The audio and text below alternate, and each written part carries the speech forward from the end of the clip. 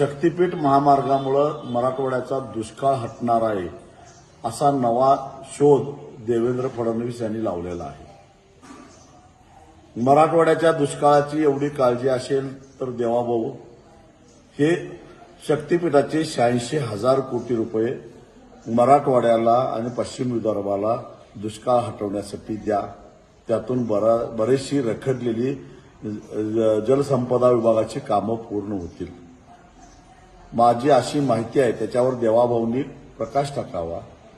गेल्या 4 वर्षांमध्ये मंजूर झालेली अनेक जलसंसाधनाची कामं, विशेषतः लघु पाटबंधारे, मध्यम पाटबंधारे प्रकल्प निधी अभावी रद्दबातल केलेली आहेत। मी अत्यंत जबाबदारीने बोलतोय। मग ती का रद्द केली?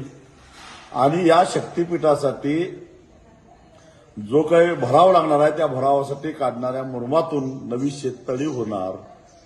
त्यातून जे ओढ्याचे नाल्याचे प्रवाह आहेत त्या प्रवाहाला बंधारे घालून त्यातून पाणी अडवणार। हे स्वप्न म्हणजे शेख चिल्ली की 1000 सपने असं म्हणावं लागेल। पाणी अडवायला तशी साईट लागते।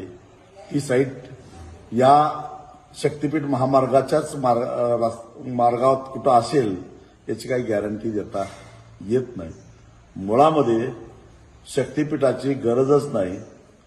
नागपूरचेच गडकरी साहेब आहेत, त्यांच्याकडे दळणवळण मंत्रीपद आहे। त्यांना सांगा या मराठवाड्याचा विकास करण्यासाठी आता राष्ट्रीय महामार्ग प्राधिकरणानं जो 4 पदरी रस्ता केलाय तो 8 पदरी करायला सांगा।